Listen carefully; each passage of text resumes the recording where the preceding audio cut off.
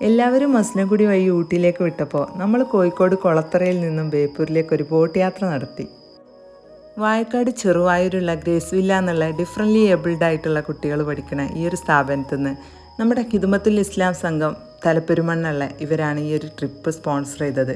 ഒരു ദിവസം ഈ മക്കളോടൊപ്പം അടിച്ചു പൊളിച്ച് എൻജോയ് ചെയ്ത് വന്ന ഒരു ദിവസം, ജീവിതത്തിൽ മറക്കാൻ പറ്റാത്തൊരു ട്രിപ്പ്. കാരണം എല്ലാവരും ഒരേ വൈബുള്ള ഈ മക്കളുടെ അവരുടെ ഒരു സന്തോഷവും ചിരിയും കളിയൊക്കെ കണ്ട് ശരിക്കും ആസ്വദിച്ചൊരു ദിവസം.